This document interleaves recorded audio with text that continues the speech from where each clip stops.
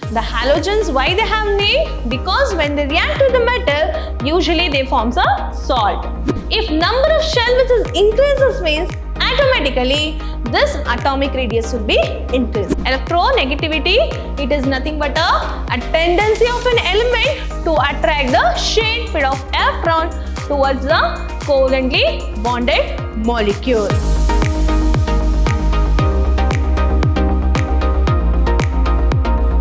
Hello my dear students, a warm welcome you all.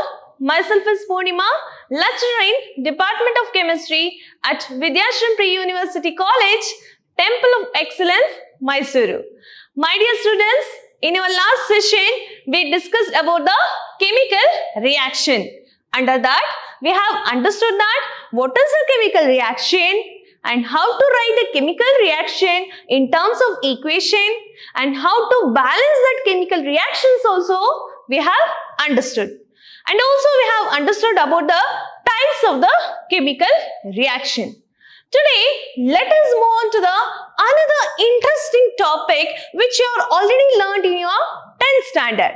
That is about the periodic table. Again, from the 10th standard to the first PU, you are going to understand more about the periodic table. Okay, let's see which are the things which is very necessary before going to put up into the first PUC classes. Okay, to understand this introduction to the periodic table, we must have a knowledge of structure of atom. Okay, where we used to represent the nucleus at the center, it consists of protons and the neutron. And we have studied that protons are the positively charged ions, whereas the neutron, it doesn't carry any charges. Whereas electron, which revolves around the nucleus, right? It always revolves around the nucleus in the shells, right? And also they are known as the subatomic particles of the atoms. In addition to that, we have studied that the maximum number of electron that can be filled in each orbital or in the shells, that can be named as K, L, M and N. For each shell, we come to know that how to fill the maximum number of electron, where N is equal to 1, 2, 3 and 4. And we come to know that for K shell, we can fill only 2 electron, whereas for L shell, we can fill 8 electron, whereas for N shell, we can fill 18 electron, whereas for N shell, we can fill 32 electron. In addition to this, we should have a knowledge of valence electron. The valence electron means electron which is present in the outermost shell of an atom. Where it present? It present in the outermost shell of an atom. They are known as a valence electron. And also, you should have a knowledge of atomic number. Do you know what is atomic number? Can you recall it? Atomic number means number of proton which is present in the nucleus of an atom. So these are the certain things we should remember before going to understand the periodic table. Let's see what is a periodic table now.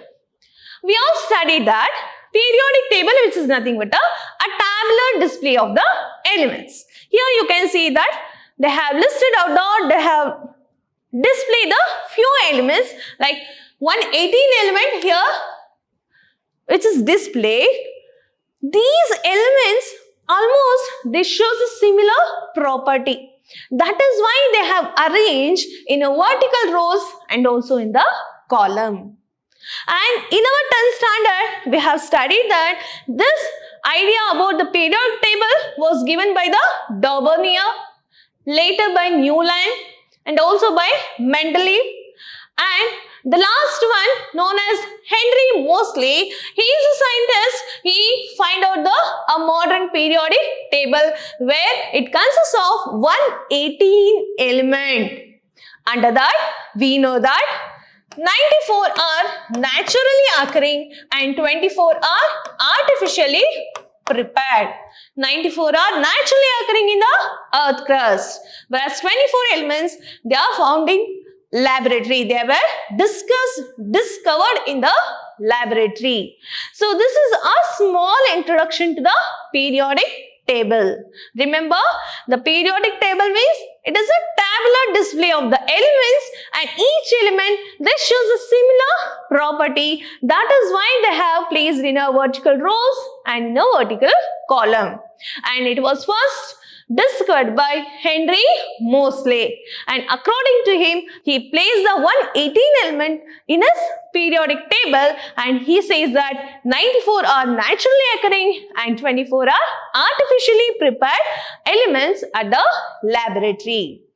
In addition to this, when we talk about the periodic table, we use two different terminology. The first one is a group and second one is a period. Here, if you see this empty periodic table, you can clearly understand that you have many number of columns, right? So, if you count, there are 18 columns will be there.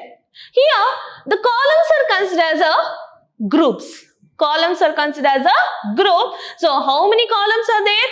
18 columns. So, that 18 groups are there in the periodic table. So, how many groups? 18 groups. How do we count? By counting the number of columns. Similarly, if you see this empty periodic table, you can also see that horizontal rows will be there, right? So, how many rows will be there? 7 rows will be there, and here we considering the rows as a period. We consider as a rows as a period, and there are 7 periods will be there in the modern periodic table. Remember, there are 18 groups and 7 periods in the modern periodic table. Now, let's see which role these 18 group members. So, let's see which are this member and how do they call by their own names. Let us discuss. Okay. The first group elements, they are known as alkali metals. They are known as alkali metal. That is mainly because these are the metal, when they react with the water, usually they form a strong alkali. That is why they are named as alkali metals. And remember, in this first group of element, always they have a valence electron as only one. In its outermost shell, it consists of only one valence electron. The best example I can give you is, you can take the example of hydrogen and lithium. Okay? If you take the hydrogen, we know that atomic number of hydrogen is 1. So that if you write it in terms of structure of atoms, so that the K shell which consists of only one electron. So it shows that it contains one electron in its outermost shell. Similarly, you can take the example of the lithium, that is having the atomic number 3. If you put it in a structure of atom, so the K shell can accommodate how many electrons? 2 electrons. So 1 is remaining. So if you see that, you can clearly understood that in the outermost shell, it consists of only 1 electron. Hence it is known as a group 1 element. Understood? Next, the group 2 elements, they are known as alkaline earth metals. Because these are the metal, when they react with the water, they forms a very weak alkalis. Alkali means bases, okay? That is why they are named as alkaline earth metals. So, if you see that the electronic configuration of these elements, example is barium, magnesium and calcium. I will take out the example of barium. So, atomic number is 4. If you filled it,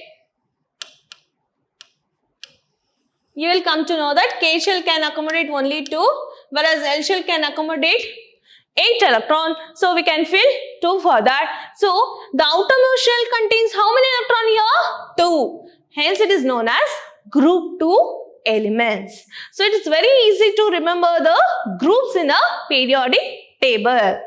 Now coming into the group 3 to group 12. From group 3 to group 12, they are known as a transition elements. They are known as a transition elements, transition metals also we can say, because in these metal, they have a subshells and they are partially filled. Hence it is known as a transition element. And coming into the group 13. The group 13 elements, they are known as a boron family. They are called as a boron family because the first element in this group is a boron. Hence they are named as a boron family. Next, group 14 are known as carbon family. Group 14 elements are known as carbon family because of the carbon is the first group member in this group. And also coming into the group 15, they are known as nitrogen family because nitrogen is the first element which is found in this group. Whereas the group 16, they are known as oxygen family. They are named as a oxygen family because the oxygen is the first member of this family and they are also known as chalcogens. They are also known as what? Chalcogens. Coming into the group 17, they are known as halogens. They are known as halogens. Do you know why? Because when they react with the metals, usually they form salts and water. Usually when they react with a metal, they form salts and water. That is why they are known as a halogen. The best example for this is, if you take the chlorine which comes under the halogen, if it is reacts with a metal like the sodium, it forms the sodium chloride. So sodium chloride is a salt. Is it right? That is why they are named as a halogen. The halogens, why they have name? Because when they react with the metal, usually they form a salt. Coming into the last group, they are known as a noble gases, or we can say it is a inert gases or the zero group elements. Because these are the elements, they never react with any other metals or with the non-metal or with the metalloids. Hence they are named as inert gases or the noble gases or the group 0 elements. This is how the groups in the periodic table they have named from 1 to 18. The group 1 is known as what? Alkali metal. Group 2 is alkyne earth metal. From group 3 to group 12 is a transition metal. Group 13 is again boron family. Group 14 is a carbon. Group 15 is a nitrogen. Group 16 is a oxygen. Group 17 is a halogen. And group 18 is a noble gases. In addition to this, if you see this empty periodic table, we have placed two different series. So they are also named as lanthanide series and the actinide series. That is mainly because if you see the group 3 members, okay, if you see this group 3 members, especially the lanthanum or the lanthanide, this is an element, so it is belonging to the group 3 and also the group or the series which is found below the periodic table, they are known as the lanthanide series because the element from the cesium to lutetium, they show the similar properties of the lanthanum, which is belonging to which group? The third group, right? So that is why they are known as a lanthanide series because they show the similar characteristics of the lanthanum, hence it is named as a lanthanide series. Okay. Coming into the last one, they are known as actinide series. Here you can see that they are known as actinides or actinide series. That is mainly because the group 3 element, that is actinum, which shows the similar properties of the element which is belonging to the thorium to lutetium. Thorium to lutetium. The thorium to lutetium, these group of element, they shows the similar properties of the actinum. Hence it is named as a actinum series. Remember, these groups of elements are also known as radioactive elements. They are known as what? Radioactive element. Why they have called with these two different names? Because these two different elements, they shows the similar properties of the lanthanum and also with the actinium, and that is why they have named as a lanthanide series and a actinide series. Remember, in this series we have 15 elements. 15 elements which is found in this series. This is all about a small general introduction to the groups which is found in the periodic table. How many groups will be there? 18. And how many periods will be there? 7. Okay. Among them, let's see which of them are metals, how many of them are non-metal, and how many of them are metalloid. Let's see. If you see this colored periodic table, you can clearly understand that the red portions that shows that they are nothing but a metal. So in the periodic table, we have a 95 metals. We have a 95 metals. And also the blue one, they are known as a non-metal. So here we have a 18 non-metals. In addition to that, some of the elements they have shaded with the yellow color, they are known as a metalloids, and we have a 6 metalloids. We have a 6 metalloids in a modern periodic table, and we know that why they have called as a metal. Do you know why they have called as a metal? Because they are very hard and they are luster in nature. They conduct the electricity and they conduct the heat, hence they are named as a metal. Remember, why they have not called as a non-metal? Because they are the non-luster in nature, they are the bad conductor of heat and electricity, and they are usually soft, right? And metalloid means these are the element that shows an intermediate character between the metals as well as with a non-metal. So this terminology, I hope that you already learned in your 10th standard, right? Metalloid means these are the element which shows a similar property of the metal as well as with the non-metal. Okay, whereas a metal which is usually hard and they are very luster in nature and they are good conductor of heat and electricity. Whereas non-metal, they are usually soft and they are the bad conductor of heat and electricity. Okay, this is all about the how many metals and non-metals and the metalloids which is there in our modern periodic table. Then coming into the blocks. After understanding this, we must know about the blocks in the periodic table. Here, blocks which indicates that when we know that how to represent the elements in terms of structure of atom, we used to represent in terms of shells also, right? So, the shells, this shows that how many electrons can be filled in each shells and how much electron which is present in the outermost shell. So, that was a better idea to understand that how to fill the electron. So here I have listed out the different names with the blocks. Okay, they are named as a S block element, D block element, P block element, and a F block element. Here remember the blocks which gives an idea about the electron which is present in the last shell. Or we can say that it gives an idea about the valence electron.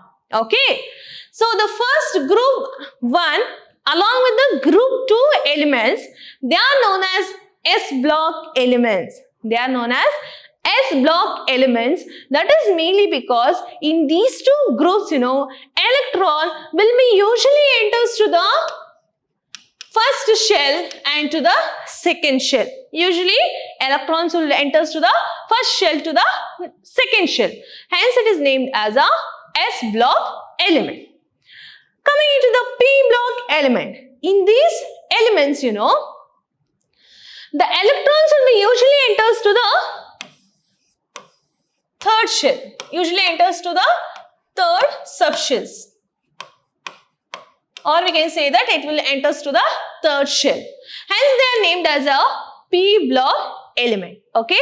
Whereas the elements from group 3 3 to group 12, they are named as a D block element because already we know that they are called by the name of transition element. In transition elements, usually they are partially filled.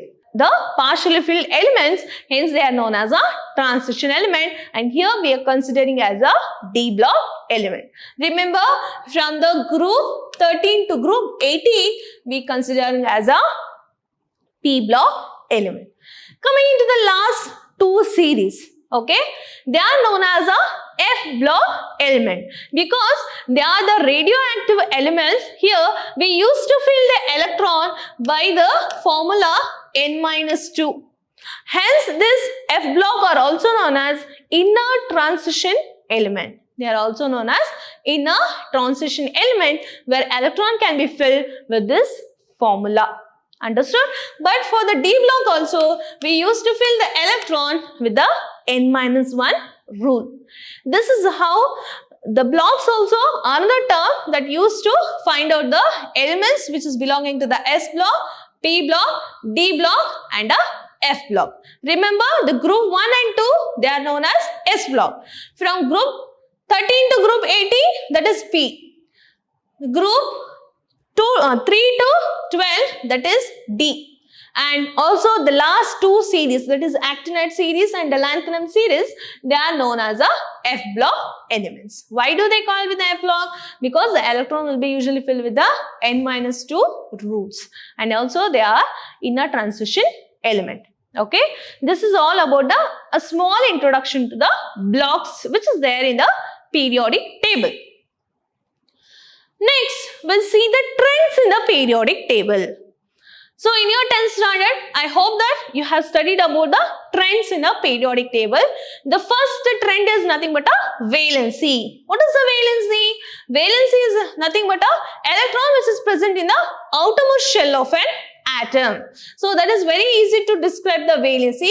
I am going with the atomic radius. Okay, atomic radius, which is nothing but a distance from the center of the nucleus to the outermost shell.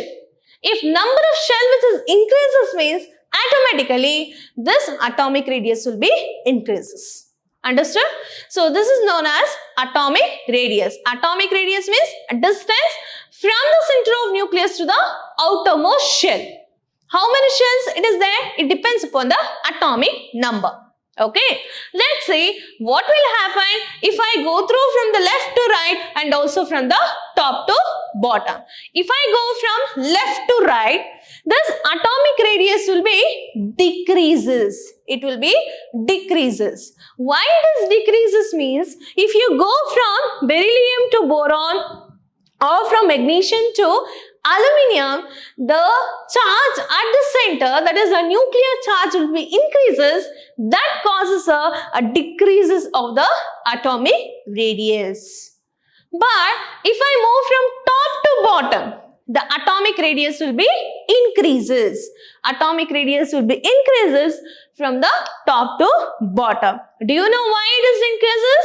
Because if you can see, the atomic number will be started rising up, right? So if the atomic number which is increases means obviously the number of shells which is also get increased, so that a distance from the center of the nucleus to the outermost shell is also get increased. That is why the atomic radius will be increases from the top to bottom, but it decreases from the left to right because of the increased nuclear charge.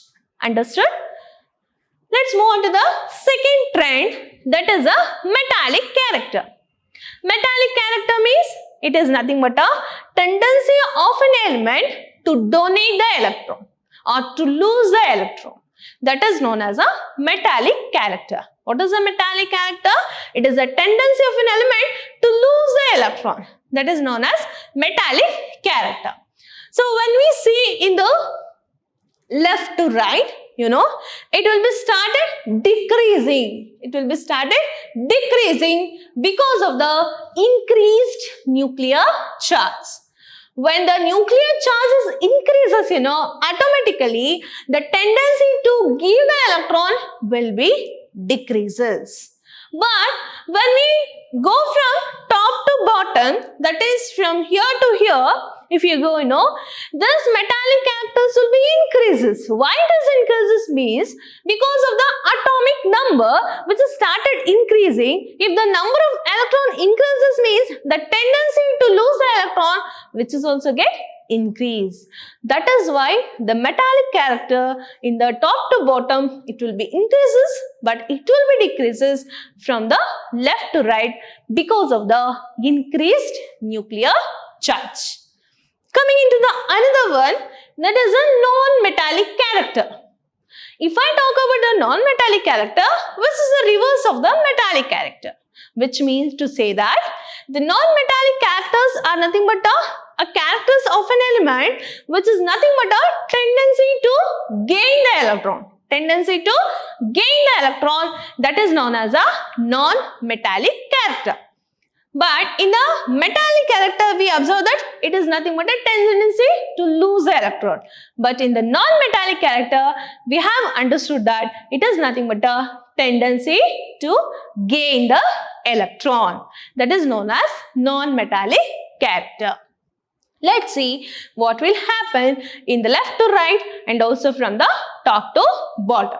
If I say that it is from left to right, this non-metallic character will be increases. Why it is increases? Because the nuclear charge will be decreases and tendency to gain the electron will be increases. That is why this non-metallic character will be increases from left to right. But if I consider from the top to bottom, it will be decreases.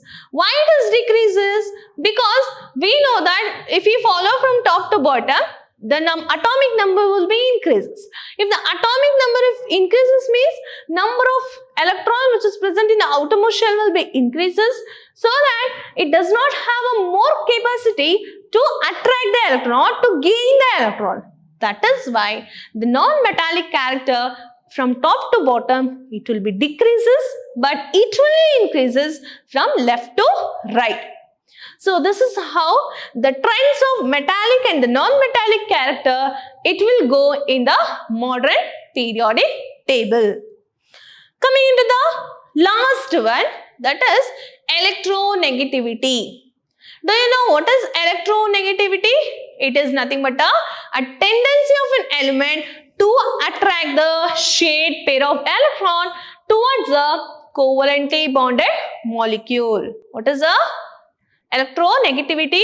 It is nothing but a tendency of an element to attract the shared pair of electron towards the covalently bonded molecule. Let's see what will happen from left to right. If we move from left to right, the tendency to attract the lone pair of electron will be started increasing because of the decreased nuclear charge. You can see that from the lithium to beryllium and also with the boron, carbon and nitrogen. In these elements, the tendency to attract the lone pair of electron will be more, right? So it will be started increasing. That shows that electronegativity will be increases from left to right. But if I talk about from top to bottom, again it will be decreases. Why it is decreases? Because the atomic number will be started increasing. So at the same time, the tendency to accept the electron will be decreases, right? So that is why this electronegativity will be decreases from the top to bottom. So this is all about the trends in the modern periodic table. So the atomic radius which we discussed along with the metallic and non-metallic character along with the electronegativity, and few things which is very important to understand the periodic table also I have introduced in this session. Hope you all understood. I will come back again with another new interesting topic which is there for your 10th standard to the 11th standard. Hope you all understood with this session. Till that, think like a proton and stay positive. Thank you.